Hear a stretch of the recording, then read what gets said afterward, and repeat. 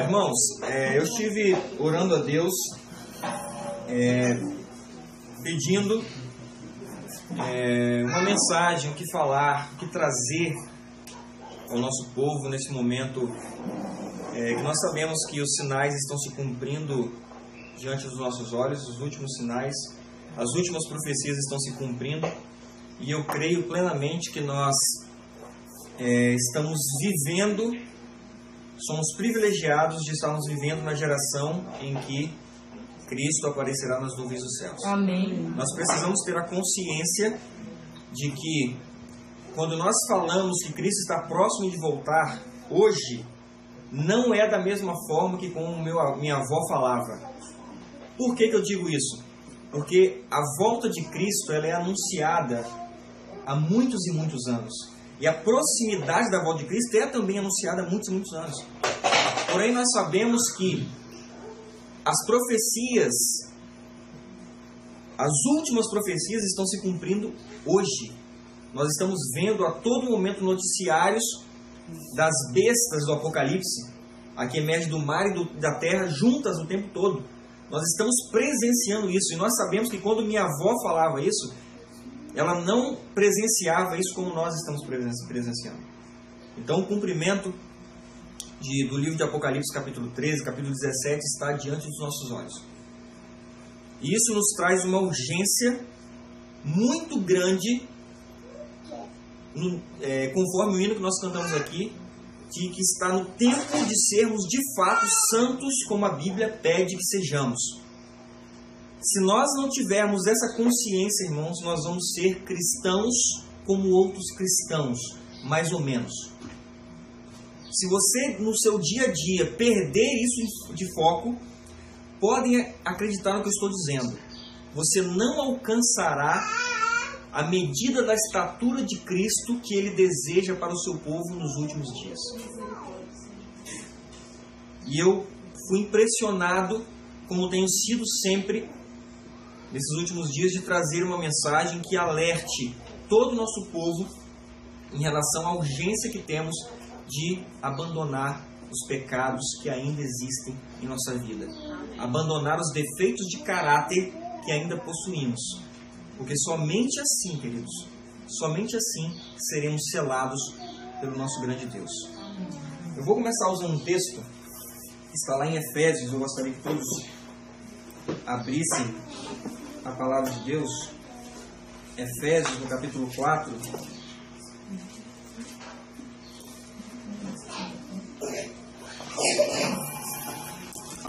A partir do verso 10.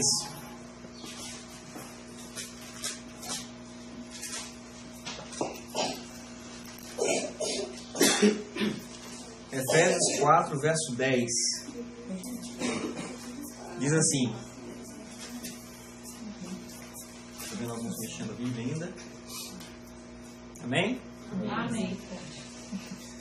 Aquele que desceu é também o mesmo que subiu acima de todos os céus para cumprir todas as coisas. E Ele mesmo, de quem Paulo está falando aqui? De Cristo, de Jesus. E Ele mesmo deu uns para apóstolos, e outros para profetas, e outros para evangelistas, e outros para pastores e doutores. Eu pergunto à igreja, quem é que distribui os dons? Jesus. Só pode ser um. O mesmo que desceu, Ele subiu para distribuir os dons da sua igreja, porque Ele é o cabeça da igreja. O texto, no verso 12, continua. O que Jesus está querendo com isso? Quando Ele nos dá dons? Querendo o aperfeiçoamento dos santos para a obra do ministério, para a edificação do corpo de Cristo. Até que todos cheguemos a quê?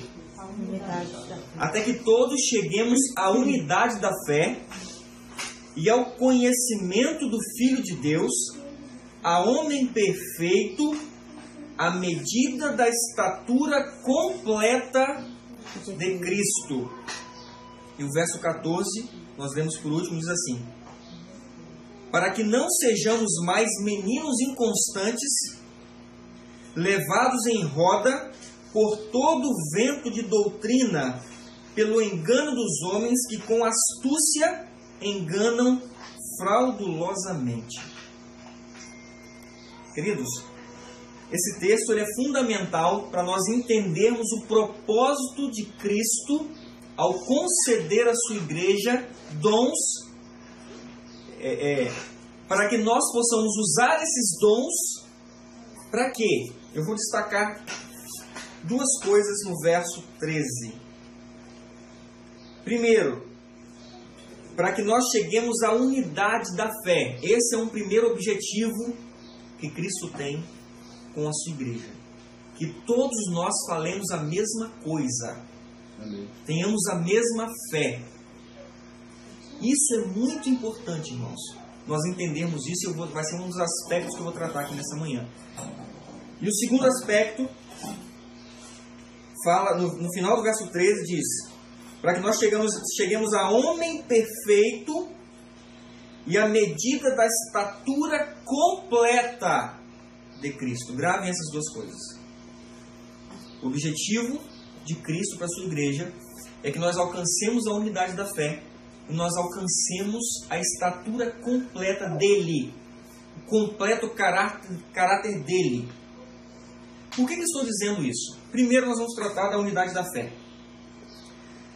Hoje nós somos atacados de todas as maneiras, por todos os lados, todos os ângulos, por ventos de doutrina. A internet está abarrotada de pessoas que se levantam trazendo algo novo para o povo que está acordando quanto à mensagem da adoração. Preste atenção no que eu estou dizendo. Eu não estou falando de ventos de doutrinas que atacam as organizações. Não estou dizendo isso. Eu estou dizendo de ventos de doutrinas que atacam o nosso povo, que está despertando para uma reforma dentro das organizações que tem acontecido esse despertamento, e é o caso de nós estarmos aqui hoje. Nós estamos sendo atacados por todos os ventos de doutrina. Eu pergunto aos irmãos, Deus sabia ou não sabia que isso iria acontecer? O que vocês acham? Na onisciência de Deus, Ele sabia ou não sabia que isso estaria ocorrendo hoje? Sim. Óbvio que sabia. Agora, eu quero que os irmãos respondam outra pergunta. Vocês acham que Deus iria deixar por conta do homem que essas doutrinas fossem estabelecidas, sem Ele colocar a sua mão diretamente poderosa para que nós possamos ter essa unidade, esse milagre? Porque o ser humano hoje ter uma unidade de fé é um milagre. Vocês acham que Deus ia deixar por conta do homem? Não. O Bruno levanta com ele investiga a Bíblia, ele acha que encontrou alguma coisa interessante, grava um vídeo na internet, começa a gravar e, irmãos, encontrei algo novo. Olha que coisa interessante. Não se pode mais falar o nome Jesus. Agora tem que falar esse nome. Irmãos, olha que maravilha de doutrina que eu encontrei agora. A Terra não é mais redonda. Agora a Terra é assim. É quadrada, é triangular, é plana. Vocês acham que Deus ia deixar o homem, essas coisas na mão dos homens? Entendam que eu não estou dizendo que algo está certo ou errado aqui. Eu não estou dizendo isso. Eu só estou dizendo que eu quero que os irmãos entendam que Deus não deixou isso nas mãos dos homens. E é por isso que eu vou começar a mensagem dessa manhã lembrando aos irmãos o que Deus deixou para que essa unidade da fé ocorresse. Eu vou provar isso para os irmãos. Então o título que eu escolhi para essa mensagem é Unidos em um só propósito. A irmã White escreveu vários textos defendendo os princípios fundamentais dos adventistas do sétimo dia. E nós vamos ler alguns textos aqui, não vamos ler todos, mas o suficiente para nós entendermos a importância de quando chega um irmão para a nossa fé, quando uma nova pessoa entende a mensagem que nós temos pregado, você direcionar essa pessoa às doutrinas que o próprio Deus estabeleceu em seu povo. Ele escreveu: os principais pontos de nossa fé, como temos abraçado hoje, estão mais ou menos estabelecidos. Esse está escrito ali? Estão firmemente estabelecidos. Ponto após ponto foram claramente definidos e todos os irmãos estão o quê? Estão juntos em harmonia. Eu pergunto, irmãos, será que nós estamos hoje juntos em harmonia nas doutrinas que cremos? A pergunta que eu faço aqui agora é: por que não estamos? Sabe por que nós não estamos? Porque nós mesmos não estamos nos atentando para o que Deus deixou para nós. É por isso que nós não estamos falando a mesma linguagem. Ela continua. O grupo inteiro dos crentes está unido na verdade. Aí ela fala: existiram aqueles que vieram com estranhas doutrinas, mas nós nunca tememos nos encontrar com eles. As nossas experiências foram maravilhosamente estabelecidas pelo homem. É isso que está escrito ali? Queridos, o poder de Deus foi quem testificou essas verdades, esses princípios fundamentais. E eu pergunto, quantos aqui já pegaram os princípios fundamentais e leram na íntegra e estudaram esses princípios? Não respondam. Respondam para vocês mesmos. Quantos aqui hoje estão defendendo a verdadeira adoração somente ao Pai e ao Filho e sabem que o Espírito Santo não é um terceiro Deus? Sabem disso, mas param por aí. E aí o que acontece se você para por aí?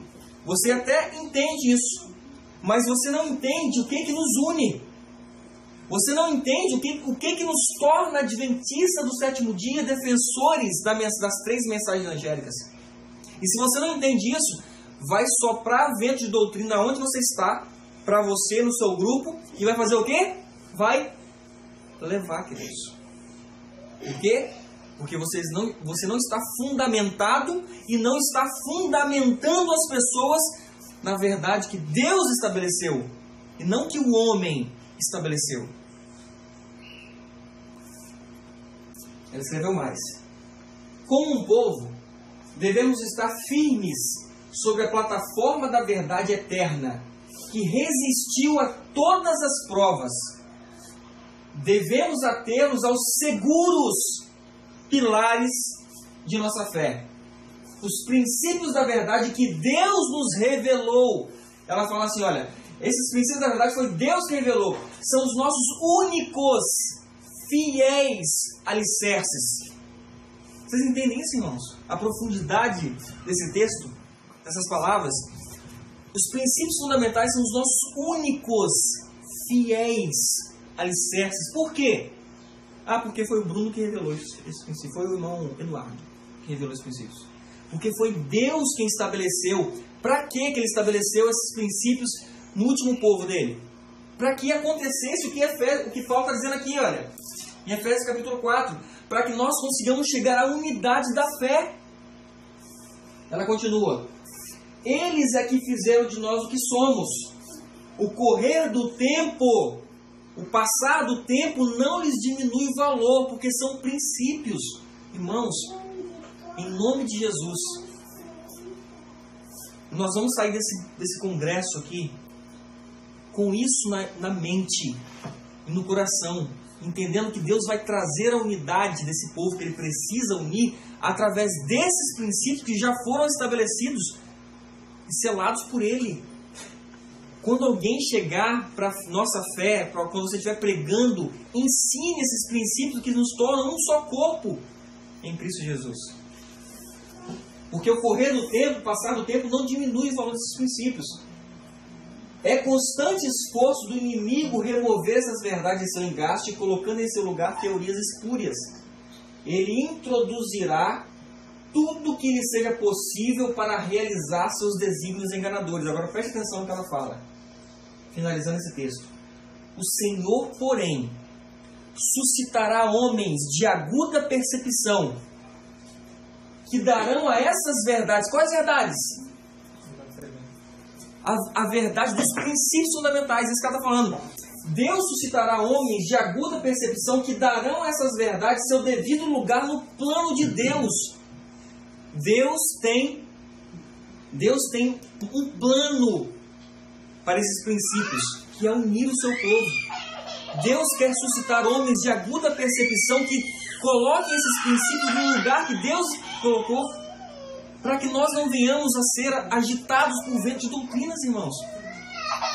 Eu tenho certeza que todos aqui têm experiências de que em algum momento tinha alguém do seu lado, adorando junto com você, e de repente entrou um vento de doutrina que não está nos princípios fundamentais, e colocaram esse vento de doutrina, essa doutrina, como algo que separe o povo. E aconteceu em algum momento essa separação, por causa de um vento de doutrina que não está nos princípios. E como o povo veio para o grupo e não foi alicerçado, não entendeu isso aqui ainda, aí qualquer coisa vai. Ah, nossa, que maravilha, que revelação nós tivemos. Que revelação. E aí o que acontece? Divide.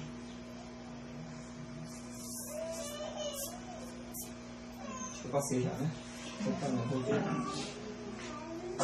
Mas os marcos que fizeram de nós o que somos devem ser preservados e ser-o-ão, como Deus o expressou através de sua palavra e através do testemunho de seu Espírito. Presta atenção agora no apelo. Ele nos concita a nos segurarmos firmemente com a mão da fé aos princípios fundamentais que estão baseados sobre o quê? Inquestionável autoridade. Alguém vai ousar a questionar algum princípio? Queridos, se levanta alguém em nosso meio falando alguma coisa nova, questionando os princípios fundamentais, de duas uma. Ou essa pessoa volta atrás a crer nos testemunhos, volta atrás a crer que Deus de fato levantou esse povo adventista em 1844, ou então ela sai da fé. Ela sai do meio do adventista, do adventismo. Por que eu digo isso? Porque pessoas que questionam, por exemplo, alguma coisa, traz alguma coisa nova, questionando os testemunhos, não conhece profundamente a doutrina do santuário. Se você estudou, e se não estudou ainda, estude profundamente a doutrina do santuário, Daniel, capítulo 8, verso 14. Se você não estudou, estude, porque se você estudar profundamente, você vai entender que Deus é que levantou esse movimento em 1844 para restaurar a lei de Deus, para restaurar os princípios fundamentais que vai unir o povo, que esse povo vai falar a mesma coisa até a volta de Jesus. Deus não deixou isso à mercê do homem. Quando você entender isso, e quando você passar a ensinar isso para o seu grupo, para as pessoas que estão próximas de você, você vai entender o poder de Deus agindo ali onde você está. Dificilmente acontecerá um racha como está ocorrendo aí em vários lugares. Porque se você fundamentar a tua fé, se você tiver um fundamento sólido, os 28 princípios que Deus estabeleceu, pode ter certeza, nós teremos unidade na fé. Por todo o planeta, porque Deus estabeleceu esses princípios. Suas ideias... Kellogg, quando levantou, e aqui acho que a maioria já assistiu o DVD que eu conto essa história, todo mundo, acho que a maioria já sabe essa história de Kellogg, quem não conhece ainda, está na internet aí para todos assistirem. Kellogg foi levantado por Satanás justamente para atacar esses princípios, porque Satanás sabe que são essas doutrinas que vai unir o povo de Deus. E aí ela escreveu para Kellogg: suas ideias são tão místicas que são destrutivas para a verdadeira essência. E as mentes de alguns estão ficando confusas sobre o quê? Sobre os fundamentos da fé, de nossa fé. Se permitir que sua mente fique assim desviada, dará um molde errado ao trabalho que nos tem feito o que somos, adventistas do sétimo dia. Se nós somos hoje adventistas do sétimo dia, é porque Deus estabeleceu uma fé que qualquer pessoa que se identifica com essa fé é que se torna adventista do sétimo dia. Não é assim, eu sou adventista. Não. Deixa eu ver se você é adventista. Doutrinas. Você crê nessas? Então, porque Deus estabeleceu essas doutrinas para saber se você faz parte do povo que Ele levantou para trazer a última mensagem. É assim que fundamenta. É por isso que hoje nós temos a certeza de que essas organizações que estão aí, que se dizem que tem um nome de adventista, não são.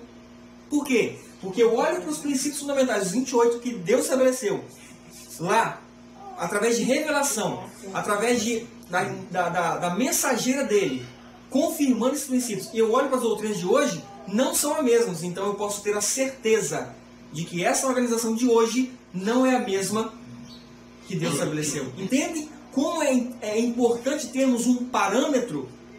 Porque se você não tiver um parâmetro bem estabelecido, qualquer pessoa vai pegar as escrituras e vai aplicar do jeito que ela quiser. E eu garanto para vocês, Satanás consegue enganar muitos usando a Bíblia. Porque se não fosse assim, queridos, o mundo inteiro guardava o sábado. A maioria das religiões hoje não guardam o sábado, não guardam o sábado nem a lei. Porque acham que alguns textos aqui foram... eles distorcem alguns textos aqui para dizer, não precisa não. Isso é coisa de judeu, isso é coisa do passado. E milhões seguem. Mas Deus não deixou isso acontecer com o seu último povo. Por isso Ele levantou o espírito de profecia, os testemunhos, para que nós tivéssemos um norte por Ele mesmo. Porque a Bíblia diz o seguinte: se não há profeta, o povo faz o quê? Sem profecia o povo se corrompe. Isso é maravilhoso, irmão, nós entendemos isso. E aqui para finalizar essa parte, eu vou ler 2 textos, para vocês entenderem a importância de nós termos esse fundamento. Leonardo escreveu: ao recapitular a nossa história passada, havendo percorrido todos os passos de nosso progresso até o nosso estado atual, posso dizer: louvado seja Deus! Quando vejo o que Deus tem executado, encho-me de admiração e de confiança na liderança de Cristo. Nada temos a recear quanto ao futuro, ela fala. A menos que façamos o quê? Que esqueçamos a maneira que o Senhor nos tem guiado e os ensinos que nos ministrou no passado. Somos agora um povo forte, se pusermos nossa confiança em quem? No Senhor, pois estamos lidando com as poderosas verdades da palavra de Deus. Temos tudo a agradecer. Amém. Amém, irmãos? Vocês entenderam a profundidade disso, irmãos?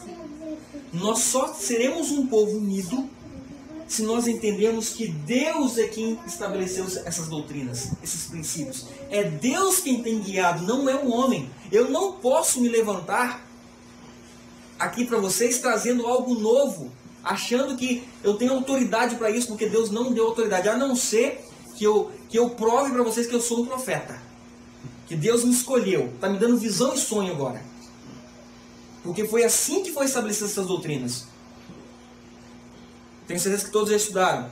Os pioneiros, eles se reuniam para estudar, às vezes passavam a noite toda estudando a Bíblia, chegavam a um determinado ponto que eles não conseguiam entender, e Deus pegava justamente a que menos entendia no meio do povo, que era Ellen White, a mais que tinha mais dificuldade de entender a Bíblia, pegava ela e ela começava, através do Espírito do Senhor, a mostrar verso por verso, dando esclarecimento aos princípios fundamentais, às doutrinas que foram estabelecidas. Foi assim, através do poder, que Deus estabeleceu essas verdades. Se você aceitar isso, irmãos, e se você ensinar isso, você vai começar a ver o fruto da verdade em seu meio. O poder da verdade unindo o povo. E a nossa missão, em nome de Jesus, a partir de hoje, eu coloquei isso no meu coração, é ensinar, trazer o nosso povo para essa verdade, se atentar para isso. Porque é o que nós estamos vendo desde que nós iniciamos, desde que nós entendemos a verdade da oração. Nós temos visto pessoas se levantarem e pessoas saírem. Pessoas se levantarem e pessoas saírem. E então eu entendi que se nós não compreendermos isso aqui, irmãos, vai continuar acontecendo a mesma coisa. Mas Deus não quer isso. Deus está chamando homens de aguda percepção para fazerem o nosso povo adventista entender isso. Amém, irmãos? Amém. Mais um texto.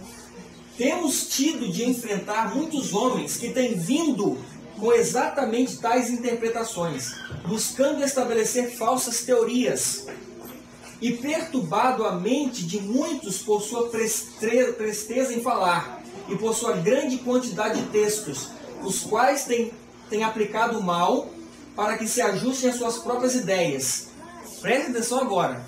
Ela escreveu isso aqui em 1905. Ela fala assim: é muito tarde na história desta terra para levantarmos alguma coisa nova.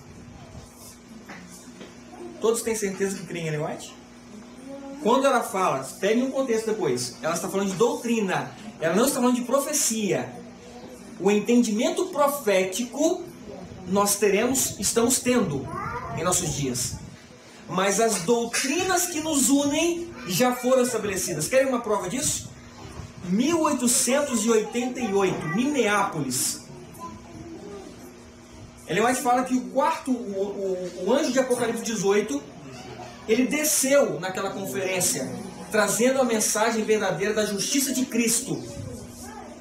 E ela fala que se essa mensagem tivesse sido aceita pelo povo de Deus, principalmente pela liderança, e sido pregada, Cristo teria voltado quantos anos depois? Em 1890. Queridos, se nós entendemos que é muito tarde na história dessa terra para se levantar alguma doutrina nova, nós vamos começar a nos unir e falar uma mesma linguagem, ter a mesma fé que Deus já estabeleceu. Aí sim, nós vamos voltar a Atos 2, a unidade da fé que Deus estabeleceu entre os discípulos. Ele derramou o seu Espírito com poder, com grande poder, que foi a chuva temporã. A chuva serôdia será de maior significância, de maior poder. Mas para isso, Deus precisa ter um povo na mesma unidade de fé, falando a mesma coisa. Queridos, não vai ser um homem que vai fazer isso.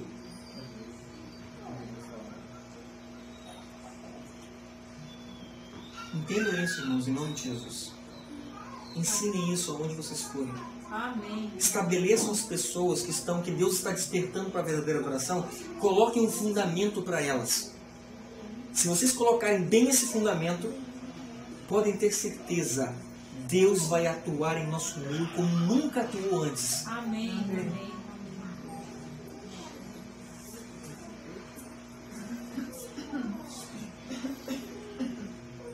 Por que isso é importante, irmãos? Nós vamos passar agora para a segunda parte aqui de Efésios 4. Que fala que Jesus está estabelecendo dons, dando dons, como Ele deu a essa igreja, o Espírito de Profecia, para nos dar a unidade da fé.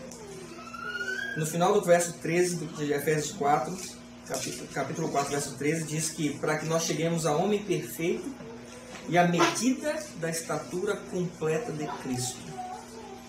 Todos querem que Jesus volte logo? Sim. Amém? Amém? Estamos cansados deste mundo. Como o Bruno pregou ontem aqui muito bem, naquela ilustração e contrastes dos mundos de hoje, nós estamos cansados desse lixo que o homem fez do mundo perfeito que Deus criou.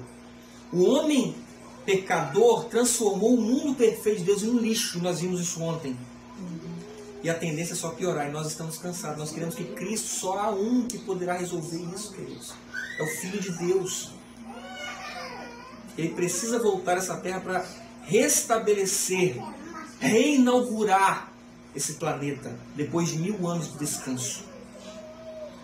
E para isso acontecer, ele escreveu: com anelante desejo, Cristo aguarda para ver-se a si mesmo manifestado em sua igreja. Quando o caráter do Salvador for perfeitamente reproduzido em seu povo, então ele virá reclamar os seus. É privilégio de todo cristão não somente aguardar, mas apressar a vinda de nosso Senhor. Estivessem todos quantos lhe professam o nome, dando frutos para a sua glória, quão pronto o mundo inteiro estaria semeado com o Evangelho.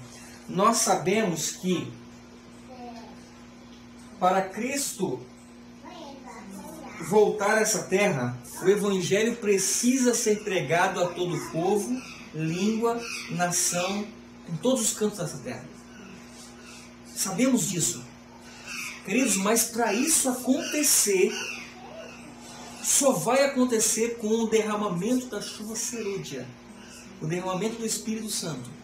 Só que para derramar o Espírito Santo, Deus precisa de um povo que tenha o caráter de forma perfeitamente reproduzida, o caráter dele de forma perfeitamente reproduzida em nós. E é aqui que nós vamos falar um pouquinho mais nessa manhã. Abra a Bíblia em João.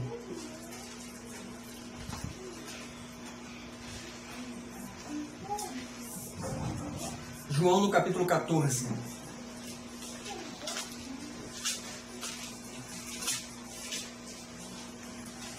João capítulo 14, capítulo 15, capítulo 16 e capítulo 17 são as últimas mensagens de Cristo quando ele esteve nessa terra.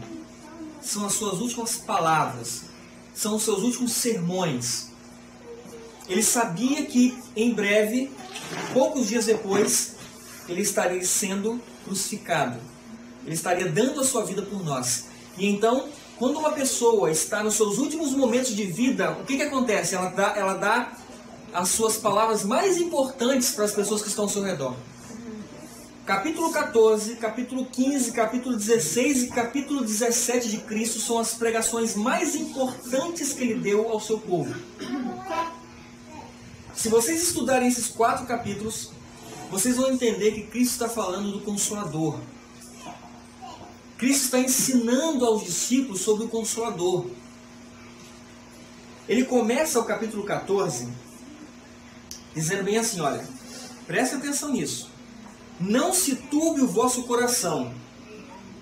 Credes em Deus e credes também em mim. Olha como ele começa o sermão. Ele sabe o que ele vai falar. Cristo, ele sabe o que é a pregação dele, o diabo vai fazer com essa pregação dele. Então ele começa já dizendo, olha, não se turbe o vosso coração, credes em Deus e credes também em mim. E ele vai discorrendo a sua pregação. Quando chega no verso 16, ele vai introduzir a mensagem do outro Consolador. Ele fala bem assim, olha, e eu rogarei ao Pai, e ele vos dará outro Consolador para que fique convosco para sempre. O Espírito de verdade que o mundo não pode receber porque não vê nem o conhece. Aí ele fala assim, mas vós o conheceis, porque ele habita convosco e estará em vós. No verso 20 ele fala bem assim, olha, naquele dia, que dia? Quando o Consolador vier. Ele está se referindo a essa pregação. Naquele dia, conhecereis que eu estou em meu Pai, vós em mim e eu em vós. Jesus está ensinando aqui claramente que ao dar o seu Espírito, ele está nos dando ele mesmo, a vida dele. Ele está soprando sobre nós a sua própria vida. É sobre isso que eu quero falar essa manhã. Queridos, é muito importante nós entendermos isso, porque no capítulo 16 de João, quer ver uma coisa? Antes de ir no capítulo 16, repare como Jesus está falando o tempo todo do Consolador. No capítulo 15 ele fala sobre a videira verdadeira, que ele é a videira verdadeira. E o Pai é o lavrador, é o agricultor. No verso 5 do capítulo 15, ele fala bem assim, ó, eu sou a videira verdadeira, vós as varas. Quem está em mim e eu nele, dá muito fruto. No capítulo 16, ele fala bem assim, olha, no verso 7, capítulo 16, verso 7 de João. Todavia digo-vos a verdade, que convém que eu vá, porque se eu não for, o Consolador não virá. Por que Jesus falou isso? Por que se ele não fosse, o Consolador não viria? Por quê? Porque ele iria ser glorificado, mas ele estava limitado pela humanidade, pela natureza humana.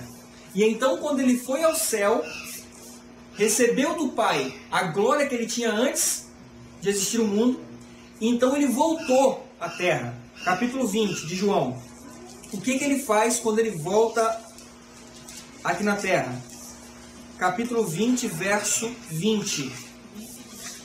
João 20, verso 20. Diz assim, E dizendo isto, mostrou-lhes as suas mãos e o lado, de sorte que os discípulos se alegraram vendo o Senhor. Disse-lhes, pois, Jesus outra vez: paz seja convosco. Assim como o Pai me enviou, também eu vos envio a vós. Presta atenção nessa declaração.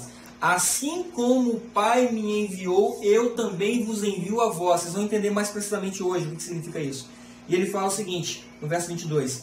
E havendo dito isto, que ele acabou de falar, ele fez o que sobre os discípulos? Soprou. Ele soprou e disse: recebei o Espírito Santo.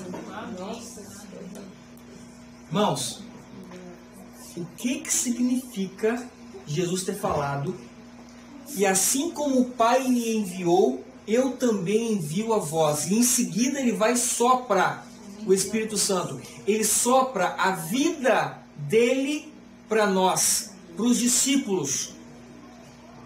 Nós vamos entender isso abrindo a Bíblia lá em 2 Pedro.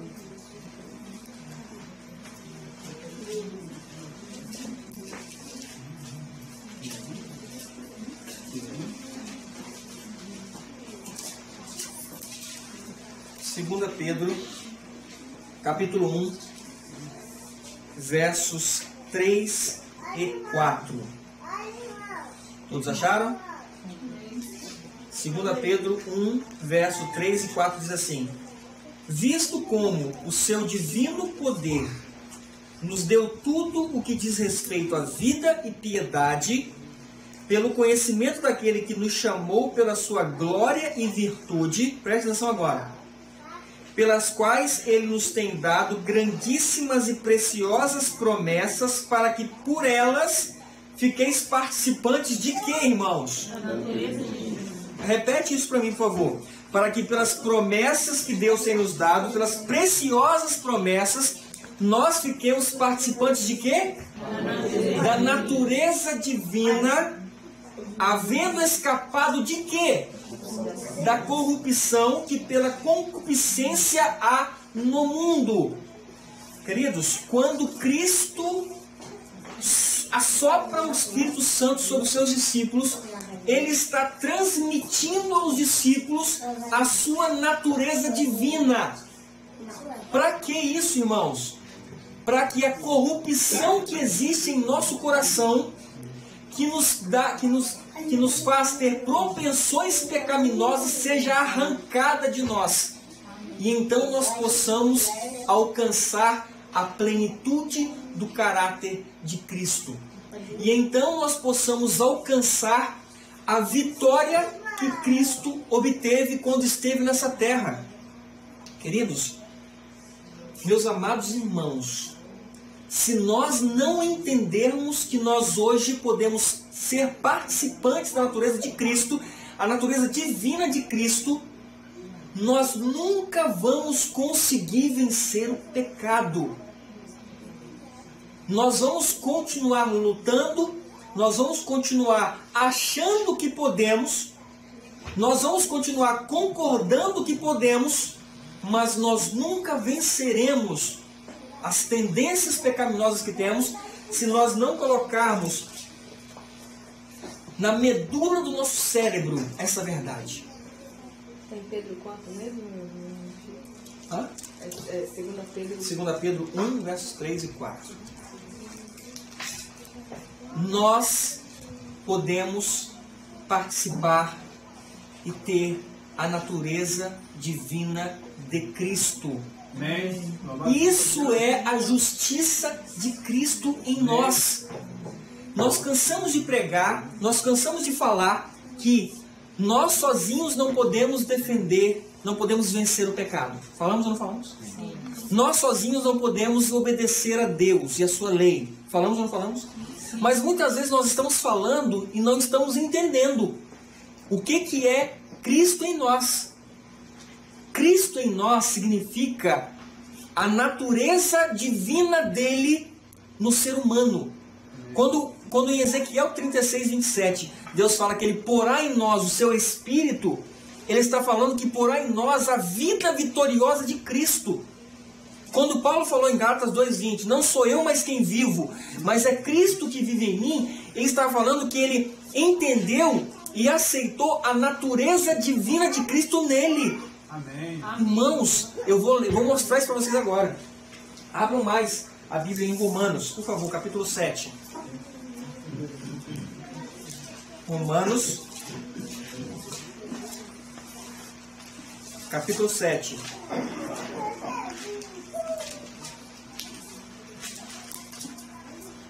A partir do verso 9. Esse texto aqui que nós vamos ler, infelizmente, muitos na igreja hoje, nas organizações religiosas, eles usam esse texto aqui para desculpar o pecado, para desculpar a derrota do ser humano, dizendo que Paulo aqui, que nós vamos ler, era um derrotado. Mas preste atenção no que eu vou mostrar para vocês, para mostrar o que a palavra de Deus mostra para nós. No verso 9 do capítulo 7 de Romanos, Paulo diz assim: e eu, em algum tempo, algumas linguagens assim, outrora, tem alguma linguagem que diz outrora aqui? Isso. Ou seja, e eu, no passado, é isso que o texto está dizendo, em algum tempo, no passado, vivia sem lei, mas vindo o mandamento, reviveu o pecado e eu morri. E o mandamento que era para a vida, achei eu que era para a morte. Porque o pecado, tomando ocasião pelo mandamento, me enganou e por ele me matou. E assim, a lei é santa e o mandamento santo, justo e bom. Logo, diz Paulo, tornou-se-me o bom em morte? De modo nenhum. Mas o pecado, para que se mostrasse pecado, operou em mim a morte pelo bem, a fim de que, pelo mandamento, o pecado se fizesse excessivamente maligno. Agora presta atenção no verso 14 em diante. Paulo diz assim: porque bem sabemos que a lei é espiritual, mas eu sou carnal, vendido sob o pecado. Porque o que faço não aprovo. Para aqui um pouquinho. Paulo fala assim: porque o que faço não aprovo. Vamos aprender a diferenciar isso aqui. Paulo fala assim: porque as minhas atitudes, eu sei que estão erradas, eu não aprovo. Ele fala. Verso 15. Pois o que quero, isso não faço, mas o que aborreço, isso faço. Observe. O que quero, o que eu sei que é certo, ele fala assim, isso não faço. Mas o que eu sei que é errado, o que eu aborreço, isso eu faço. Queridos, olhem para mim aqui e digam para mim. Poderia Paulo saber, por exemplo, que ele sabe, todo mundo sabe aqui que mentir é pecado. E ele fala assim, eu sou um mentiroso. Eu sei que mentir é pecado, mas eu sou um mentiroso. É isso que Paulo está dizendo? Paulo está dizendo isso do velho homem.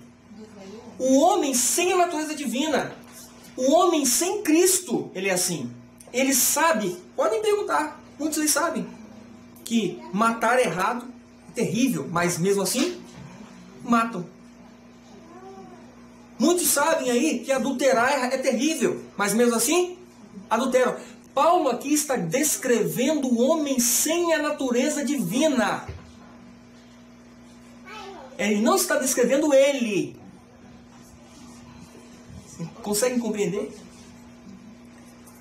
Irmãos, isso aqui, o entendimento dessa mensagem, desse texto, se os irmãos continuarem lendo, vocês vão ver que Paulo descrevendo esse homem derrotado. E aí no verso 24 do capítulo 7, Paulo fala bem assim, miserável homem que sou, quem me livrará do corpo desta morte? Aí no verso 25 ele vai falar, quem livra? Dou graças a quem? A Deus por quem? Por Jesus Cristo nosso Senhor. Assim que eu mesmo com o entendimento sirvo a lei de Deus, mas com a carne a lei do pecado. Eu pergunto, Paulo está dizendo que ele é carnal ainda? Ele está descrevendo o velho homem. No verso 23, irmão, deixa mais claro ainda. ó só, mas vejo nos meus membros outra lei, que batalha contra a lei do meu entendimento, olha só a palavrinha, e me prende. Palavra prende. Paulo está falando de um homem preso. Isso, debaixo da lei do pecado. Preso debaixo da lei do pecado que está no meu membro. Isso. Agora, o homem nascido de novo, ele não mais está preso debaixo da lei do pecado. Capítulo 8, verso 2. Porque a lei do Espírito de vida em Cristo Jesus me livrou da lei do pecado e da morte. Então, este homem de Romanos 7 é um homem escravo do pecado. Exato. Não é um homem convertido, não é a experiência de um homem nascido de novo. Exatamente. Aí, agora vai a pergunta para mim e para você. Tem algum pecado que ainda te prende? Tem algum defeito de caráter que ainda prende a mim e a você? Se há, é porque nós não entendemos essa mensagem. Se ainda existe alguma coisa que você acha, que você acredita, que você não pode vencer, ou que você vem lutando há anos e não conseguiu ainda, pede perdão e volta, pede perdão e volta a praticar. É porque você ainda não entendeu a plenitude dessa mensagem. Você ainda não entendeu que você pode, em nome de Jesus, ter a natureza divina de Cristo em você para te dar a vitória. Queridos, quando nós conscientemente, de forma racional, entrarmos na batalha contra o pecado, sabendo dessas promessas, revogando essas promessas de Deus, aí Cristo terá um povo perfeito que vai reproduzir perfeitamente o caráter dele. Amém. Não há como obter vitória sem termos essa consciência de que quando nós oramos pedindo, Senhor, dá-nos o teu Espírito, você está pedindo para Ele colocar dentro de você a natureza vitoriosa de Cristo. É por isso que eu poderia entrar vários textos da irmã White que fala isso, mas quando Cristo sopra sobre nós o seu Espírito, Ele está transmitindo a sua vida para nós. Ele está transmitindo essa vida vitoriosa. É por isso que ele falou que se ele não fosse, o Consolador não viria. Porque Cristo hoje, irmãos, ele tem a natureza humana e divina combinadas nele. Todos sabem disso? Amém. Sim, amém. Já viram isso na Bíblia? Só na Bíblia? O Testemunhos fala isso claramente, mas já viram isso na Bíblia? Não. Vamos ver então? Sim. É simples, na verdade nós já vimos, só que às vezes a gente não se atenta. 1 Timóteo 2,5, exatamente isso. Porque há um só Deus e um só mediador entre Deus e os homens, Jesus Cristo, o quê? Jesus Cristo, homem. Quando a Bíblia diz assim, Jesus Cristo, homem, está mediando, ele está dizendo que Cristo tem a natureza humana ainda. Lá em Marcos capítulo 13, vamos lá, Marcos capítulo 13, como que Jesus vai voltar? 13:26, Marcos 13:26, diz assim, Marcos capítulo 13:26, e então verão vir o Filho do Homem nas nuvens, com grande poder e glória. Jesus, ele foi ao céu, mas ele permanece com a humanidade glorificada no céu, nos representando. Mas, porém, a Bíblia diz também, Apocalipse, abre lá Apocalipse, que ele é o Filho do Homem, mas ele também é Apocalipse 2, verso 18. Apocalipse 2, verso 18. Diz assim: e ao anjo da igreja de Tiatira escreve: isto diz o Filho de Deus, que tem os seus olhos como chama de fogo e os pés semelhantes a latão reluzente. Esse aqui é o Jesus que estava aqui na terra? Não. Pode ser com os olhos de chama de fogo? Não, claro que não. Esse é o Filho de Deus, natureza divina. E foi por isso que ele falou, se eu não for e receber essa natureza, poder usá-la e transmitir a vocês, o Consolador não virá.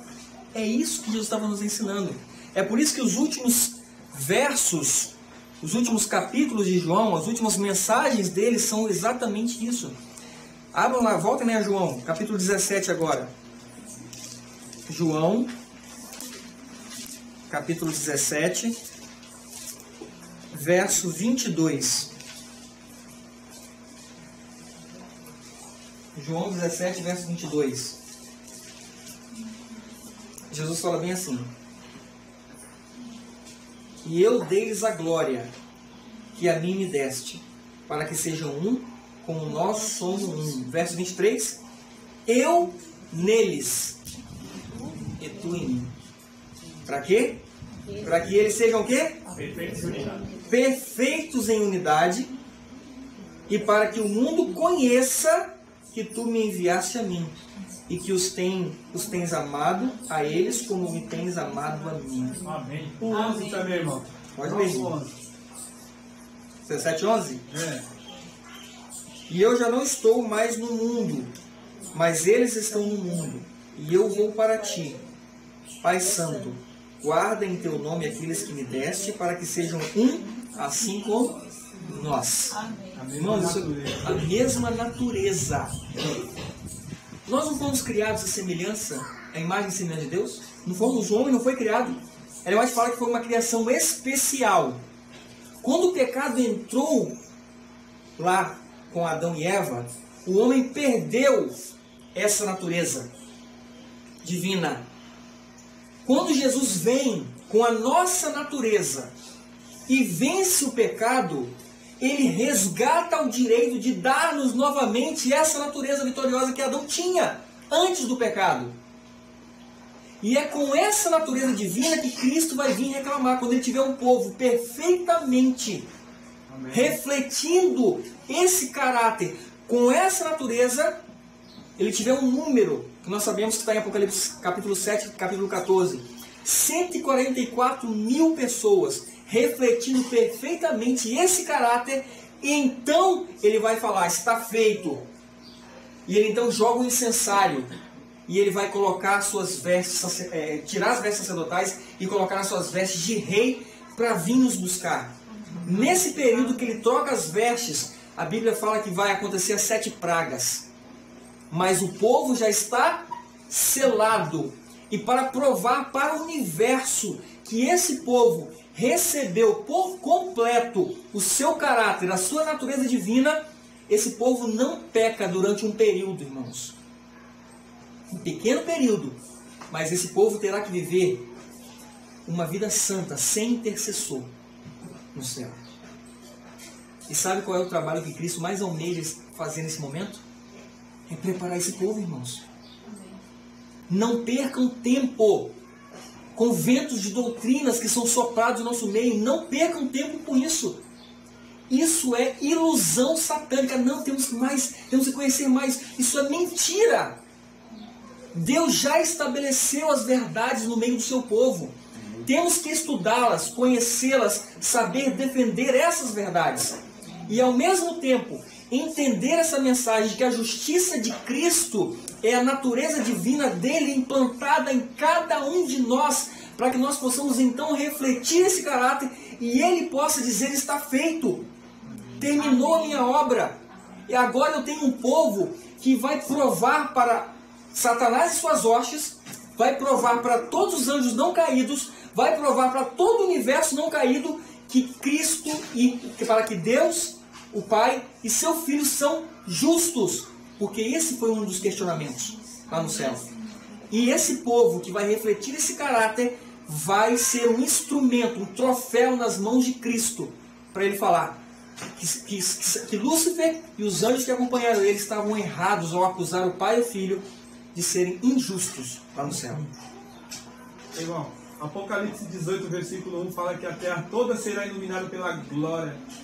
Se a justiça de Cristo explodir no nosso meio, teremos aí milhares de pessoas aí refletindo o caráter de Cristo. Então a glória do Senhor Deus vai ser revelada para o mundo através dessas pessoas que vão estar revestindo a glória, revestido da glória de Deus e o caráter de Cristo.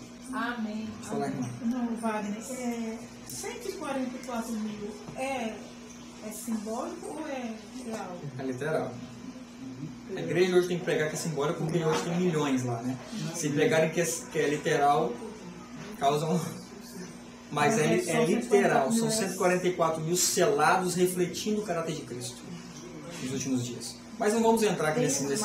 Hã? Tem os marcos também aqui. Vai ter os marcos, mas eu não quero entrar nesse aspecto. A gente pode marcar outra mensagem para falar sobre isso. Mas o importante é nós entendermos que o que Cristo está querendo fazer agora, diante de tantos sinais que estão por aí mostrando que é urgente, Ele está precisando de um povo que entenda que a unidade da fé está em Ele dirigir a sua igreja. Ele já estabeleceu aonde temos que estar unidos. E Ele precisa que você entenda que nas suas orações, nos seus clamores, vou mostrar isso agora para finalizar, você precisa buscar ter a completa divindade de Cristo em você, a natureza divina em você. E eu quero finalizar a minha parte nessa manhã apenas lendo. Eu separei aqui, irmãos, 15 textos que eu só vou ler. São que horas agora, Bruno? 10 e 19. 10 e 19? Eu só quero ler, eu não quero falar minhas palavras. Eu quero que vocês guardem esses textos. Na verdade, se vocês tiverem um pendrive aí, depois eu passo para vocês. Eu separei 50 textos aqui. Tem mais, tá? Eu separei só 50. Só sobre a natureza divina de Cristo. Ele vai te falando só sobre isso. Todos os textos tem ela falando, são textos diferentes um do outro. Falando sobre a importância de nós entendermos o que em 2 Pedro 1, verso 4 está escrito. Que pelas promessas que Ele nos deu, nós podemos ser participantes dessa natureza, para que nós sejamos vitoriosos. Amém. Por que é importante nós entendermos isso? Diz Ellen White: os que hão de receber o selo do Deus vivo e ser protegidos no tempo de angústia devem refletir completamente a imagem de Jesus. Efésios 5, 27 fala que a igreja que Ele vai vir buscar, que somos nós mesmos, para apresentar-se a si mesmo, igreja gloriosa, sem mácula, nem ruga, nem coisa semelhante, mas santa e irrepreensível. Essa é a igreja que Ele está vindo buscar. A influência do tentador não deve ser considerada desculpa para a má ação. Presta atenção agora, irmãos.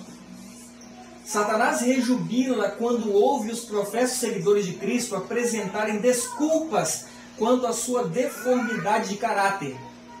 São essas escusas que levam ao pecado. Não há desculpas para pecar. Uma santa disposição, uma vida cristã, são acessíveis a todo filho de Deus, arrependido e crente. Amém. O Salvador tomou sobre si as enfermidades humanas e viveu uma vida sem pecado, a fim de os homens não terem nenhum temor que, devido à fraqueza da natureza humana, eles não pudessem vencer. Cristo veio para nos tornar participantes da natureza divina, e sua vida declara que a humanidade unida à divindade faz o que, irmãos?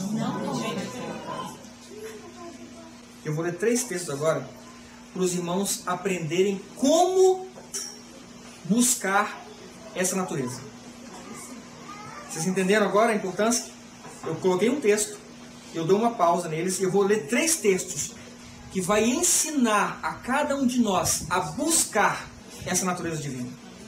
Tá? Após a união com Cristo ter sido formada, ela só pode ser preservada por fervente oração e incansável esforço. Devemos resistir, devemos negar, devemos conquistar o eu, através da graça de Cristo. Por coragem, por fé, por vigilância, nós podemos ganhar a vitória.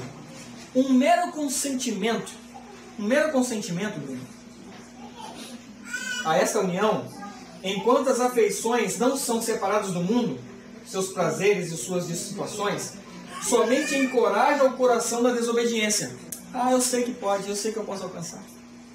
Aí você faz a oraçãozinha papagaio de manhã, a oraçãozinha papagaio da noite e vai dormir. Aí você chega na internet, né, para os irmãos, olha, a Trindade é falsa, tá? Não adora não. A igreja adventista está apostatada, tá bom? Aí você faz sua oraçãozinha papagaio de manhã, sua oraçãozinha papagaio de noite e vai dormir. Continue assim. Ótimo. Está satisfazendo o inimigo. Ah, o sábado é verdade. Chega para um pentecostal, olha, no negócio de domingo, isso é marca da besta. Sábado é verdade. faz sua oraçãozinha, papagaio de manhã, de noite, vai dormir. Continue assim. Tá ótimo. Você nunca fará parte do povo dos últimos dias. Ela diz assim, presta atenção agora. Eu vi como esta graça poderia ser obtida. Vá ao seu quarto, olha os detalhes, irmãos. Vá ao seu quarto e lá, sozinho, pleiteie com Deus. Crie em mim, ó Deus, um coração puro. E renove em mim um espírito reto. Salmo 51:10. Seja diligente, seja honesto. A oração fervente vale muito. Como Jacó, lute em oração. Agonize-se. Jesus no jardim suou grandes gotas de sangue. E você deve fazer um esforço. Não deixe o seu quarto até sentir-se forte em Deus. Então vigie. E enquanto você estiver vigiando e orando, você poderá subjugar as más inclinações. E a graça de Deus pode e irá se manifestar em você. Amém. Amém. Você entende, irmãos, aonde está a nossa luta? Vocês entendem aonde está a nossa luta, irmãos? E o inimigo tem desviado o foco do povo de Deus para coisas novas, fazendo essas pessoas acharem que é nisso que está a busca da verdade. E o que acontece o tempo todo? Dissensões, divisões desnecessárias. Enquanto o povo de Deus continua fazendo essa oraçãozinha papagaio de manhã e de noite, achando que está tudo bem. Vai para a internet e fica lá escrevendo, debatendo, achando que está tudo bem. E não fazem o principal. Nós não estamos fazendo o principal. Em nome de Jesus nós vamos parar com isso. Em nome de Jesus nós vamos fazer o que Cristo quer que nós façamos agora. Defender as suas verdades já estabelecidas. E buscar o caráter, a natureza divina, agonizando-nos em nossos quartos, sozinho. Entra no teu quarto e chora com Deus, queridos. Porque nós podemos vencer. Amém. Eu tenho certeza que se eu desse espaço para cada um contar algum testemunho de vitória sobre o pecado, eu tenho certeza que cada um tem.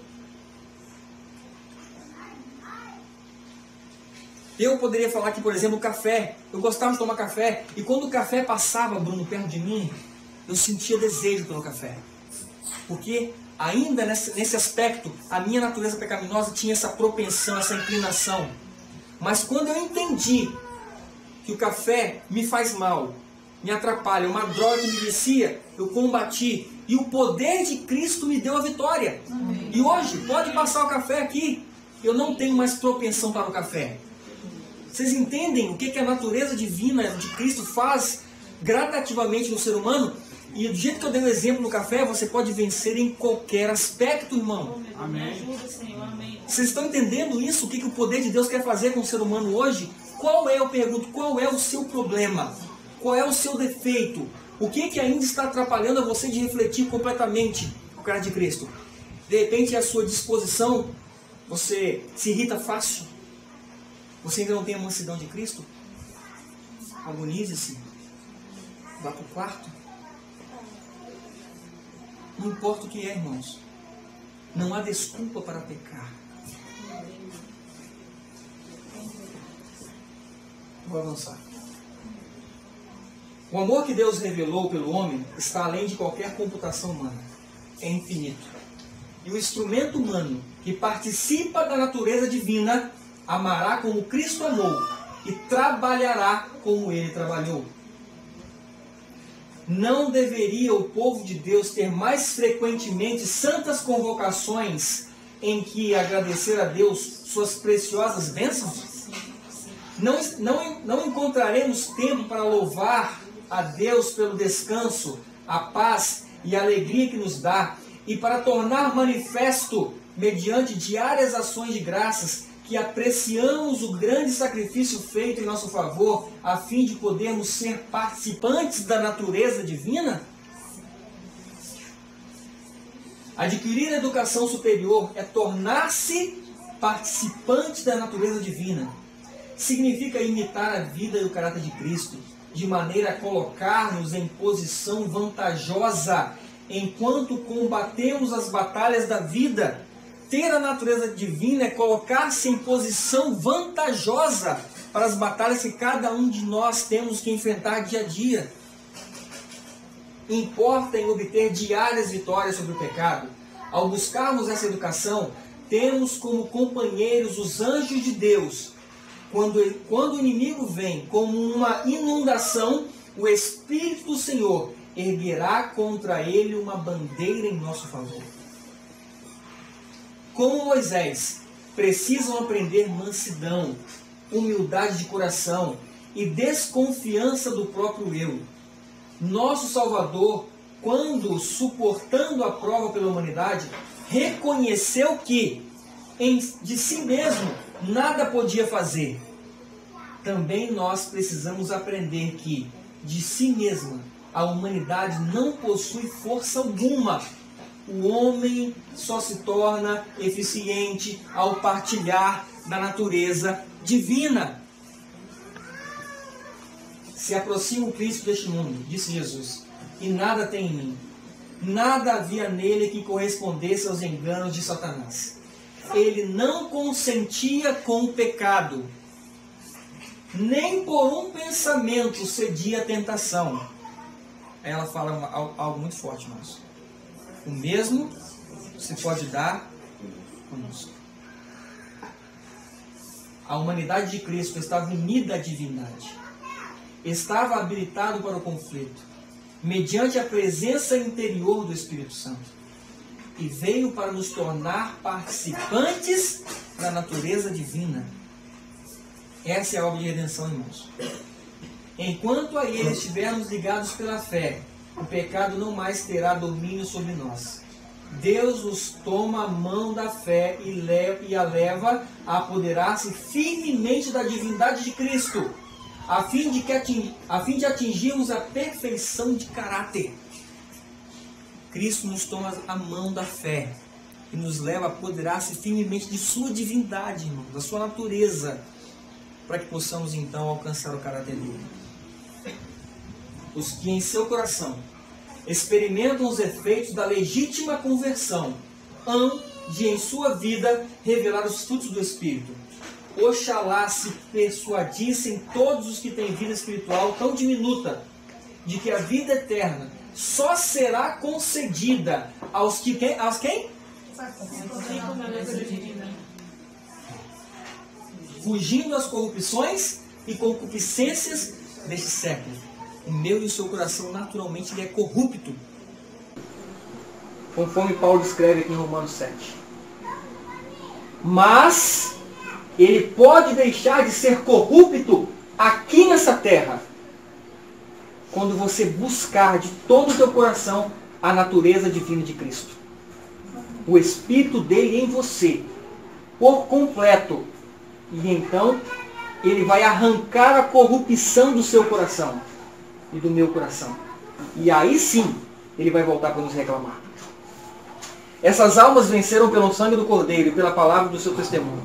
No meio da poluição moral que prevalecia por toda parte, mantiveram firme a sua integridade. E por quê eles mantiveram firme a sua integridade? Eram participantes da natureza divina. E assim escaparam da corrupção que pela concupiscência há no mundo. Tornaram-se ricos na fé, herdeiros de uma herança mais valiosa do que o ouro de Ofir.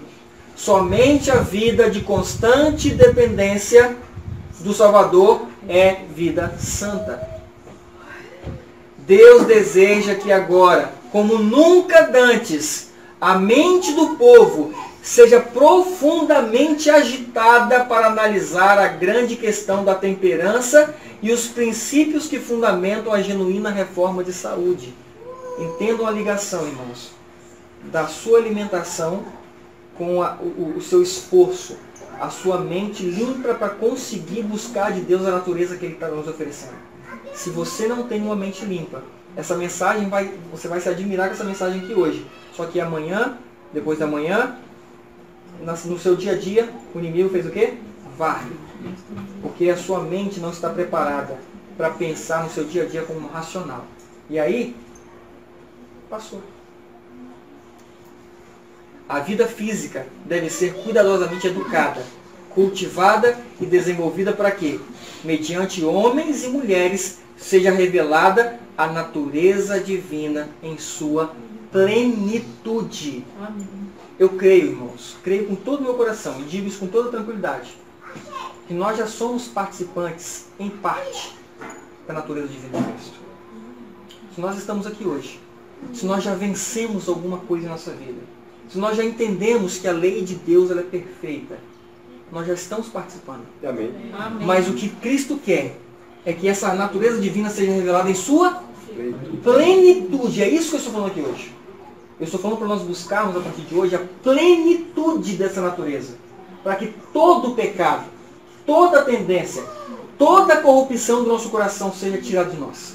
Pelo poder de Deus. Amém. Nossa, tem uma dúvida minha. Esse número que aparece aí, CSS, significa o quê? Conselho sobre Saúde.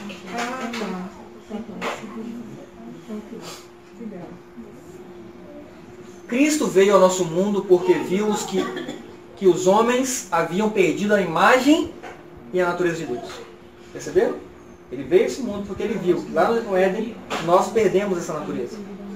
Ele viu que eles tinham vagueado longe do caminho da paz e pureza e que, se ficassem entregues a si mesmos, jamais encontrariam o caminho de volta. Ele veio com uma salvação plena e completa para transformar nosso coração de pedra em coração de carne, para transformar nossa natureza pecaminosa na sua semelhança, de modo que, sendo participantes da natureza divina, sejamos habilitados para as cortes celestiais. Só podemos ser habilitados para o céu mediante a operação do Espírito Santo no coração, pois temos de ter a justiça de Cristo. Queridos, lembra de Minneapolis? Ellen White falou que qual era a mensagem que estava sendo pregada lá? Cristo e sua justiça. E ela falou que essa mensagem vai voltar nos últimos dias com muito poder. E a mensagem da justiça de Cristo que foi pregada lá vai voltar a ser pregada. Queridos, nós precisamos erguer a nossa voz quanto a essa mensagem, queridos. A vitória completa sobre o pecado, mediante a natureza divina de Cristo em nós, o seu Espírito em nós, Cristo vivendo em nós, por completo, é a justiça de Cristo em nós. Vamos continuar lendo. Pois temos de ter a justiça de Cristo como credenciais nossas, se quisermos ter acesso ao Pai. Para que tenhamos a justiça de Cristo, precisamos diariamente ser transformados pela influência do Espírito, a fim de sermos participantes da natureza divina. É obra do Espírito Santo enobrecer os gostos, santificar o coração e enobrecer o homem todo. Cristo, em sua natureza humana, satisfez as exigências da lei. Suportou a maldição da lei pelo pecador. Por ele fez expiação, para que todo aquele que nele cresce não perecesse, mas tivesse vida eterna. A fé genuína apropria-se da justiça de Cristo, e o pecador é feito vencedor com Cristo. Pois ele se faz participante da natureza divina, e assim se combinam divindade e humanidade. Aqui está a vitória. Aqui está a vitória. Irmão, a justiça de Cristo derruba tudo essas brigas que está tendo no meio dos filhos. Tudo. Derruba tudo. Tudo. Acaba com tudo. Eles, eu tenho plena convicção. Se todos nós que estamos nessa mensagem, todos, tiverem a consciência do que eu estou mostrando aqui hoje, acaba com essas confusões todas. Em nome de Jesus, irmãos. Nós precisamos pregar isso. Nós precisamos estar na hora, irmãos. Eu não acredito que nós estamos aqui à toa. Eu não creio que está acontecendo esse congresso e que nós vamos espalhar essa mensagem, estamos gravando esse vídeo, eu vou espalhar esse vídeo à toa. Deus está querendo levantar um povo que fale a mesma linguagem e reflita o mesmo caráter. Amém. Amém. É por isso que nós precisamos entender essa mensagem da natureza divina de Cristo, da sua justiça. 12º texto. Cristo, o qual consentiu em depor sua vestimenta e coroa reais, e vir a nosso mundo na forma humana, para que pudesse dar ao gênero humano um poder que eles não conseguiriam obter de outro modo. Qual era esse poder? É o poder resultante da união da natureza humana com o quê? Com a natureza divina. O poder de aceitar os ensinos de Cristo e segui-los mais ou menos. Ao pé da letra escrito ali? É sério isso, irmãos. Muito sério. Não dá para continuar brincando mais, irmãos. Não dá mais para continuar fazendo essas oraçãozinhas que a gente está fazendo. Ou a gente acaba com isso, irmãos. E começa a buscar a Deus como temos que buscar. Ou então, podem ter certeza, nós não vamos participar do céu. Nós vamos correr uma carreira cristã em vão. 1 Coríntios capítulo 9, verso 27, não preciso abrir, Paulo fala bem assim: esmurro o meu corpo e o reduzo à escravidão, para que, tendo pregado a outros, não venha eu mesmo a ser condenado. Paulo sabia que se ele não estivesse vivendo isso aqui que nós estamos mostrando aqui, se ele não estivesse buscando essa natureza, como ele buscou e alcançou, ele poderia ser um ótimo pregador, poderia estar viajando todos os lugares pregando, poderia estar na internet debatendo à vontade, debatendo e defendendo a verdade, mas ele estaria pregando em vão.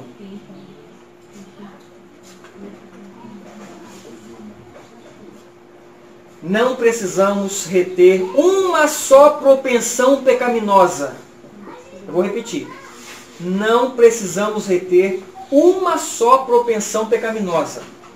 Ao participarmos da natureza divina, são eliminadas do caráter tendências hereditárias e cultivadas para o mal, e tornamos-nos um vivo poder para o bem.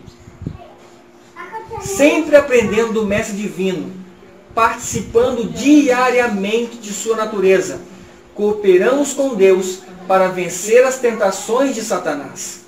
Deus opera e o homem opera, para que este possa ser um com Cristo, assim como Cristo é um com Deus. Então, nos assentamos com Cristo nos lugares celestiais. A mente descansa com paz e segurança em Jesus. Nos assentamos com Cristo nos lugares celestiais. Isso me remete a um verso que todo mundo conhece. Apocalipse 3, verso 21. Ao vencedor, ele termina a carta de Laodiceia dizendo isso. Ao vencedor, concederei que se assente comigo no meu trono, assim como eu venci e me assentei com meu Pai no seu trono. Essa é a unidade que nós, queridos, nós teremos esse privilégio. Nós não vamos nos assentar no trono com Cristo se nós não alcançarmos a mesma natureza que Ele tem. Se nós não alcançarmos a mesma vitória que Ele obteve. É por isso que ele finaliza a carta de Laodiceia com essas palavras. Porque o período de Laodiceia é esse período que estamos vivendo. Porém, os vitoriosos não serão laodiceanos. Os vitoriosos pertencem à igreja de Filadélfia. Amém. Amém. Tá, irmãos? Exatamente. O período que estamos é Laodiceia, mas os vitoriosos que vencem com Cristo são filadelfianos. Porque o selo de Deus está na carta da igreja De Filadélfia. Isso aí. Isso é outro estudo. Capítulo 3, verso 12. Exatamente. Mas Amém. entendem isso, irmãos? Isso é muito sério. A velha natureza, nascida do sangue e da vontade da carne, não pode herdar o reino de Deus. Os velhos caminhos, as tendências hereditárias, os hábitos antigos precisam ser abandonados, pois a graça não é herdada. O novo nascimento consiste em ter novos intuitos, novos gostos, novas tendências. Os que, pelo Espírito Santo, são gerados para uma nova vida, tornam-se participantes da natureza divina e em todos os seus hábitos e práticas evidenciarão sua relação com Cristo. Quando homens que alegam ser cristãos, olha que triste, irmãos, quando homens que alegam ser cristãos retêm todos os seus defeitos naturais de caráter e disposição, em que a sua posição difere dos mundanos? Eles não apreciam a verdade como elemento santificador e refinador. Não nasceram de novo. Lembra que Jesus falou para Nicodemos? Importa-vos nascer de novo. Se você não nascer da carne do Espírito, nunca vai entrar no reino dos céus. E o último texto, para nós finalizarmos. Quebrante-se-vos o coração pelo anelo que tem de Deus, do Deus vivo. A vida de Cristo mostrou o que a humanidade pode fazer se participar da natureza divina. Tudo quanto Cristo recebeu de Deus, podemos nós possuir também. Portanto, queridos, nossa missão é pedir e receber com a perseverante fé de Jacó, com a invencível persistência de Elias, reclamai tudo quanto Deus prometeu. Queridos, eu finalizo com esse verso. Nós temos a palavra de Deus, recheada de promessas de vitória. Entra no teu quarto, abra a promessa, leia ela, fecha os teus olhos e fala: Senhor, eu não posso de mim mesmo fazer nada, mas a tua palavra me ensinou, e a tua palavra não pode falhar, que se eu me ajoelhasse, se eu clamasse, se eu chorasse, se eu me agonizasse, o Senhor tiraria esse coração corrupto que eu ainda tenho e me daria um coração semelhante de Cristo, um coração igual ao teu. Queridos, quando nós fazemos isso, Deus move os anjos, Deus move o céu inteiro, e Deus opera o maior milagre que Ele precisa operar hoje no ser humano, em nosso meio, que é o milagre da conversão, o milagre de colocar em nós a sua natureza. Que Deus nos abençoe, queridos. Amém. Que nós possamos ter essa unidade de fé e termos também essa unidade de busca pela perfeição de caráter que Cristo ganhou e venceu para nos conceder. O meu desejo e minha oração. Amém.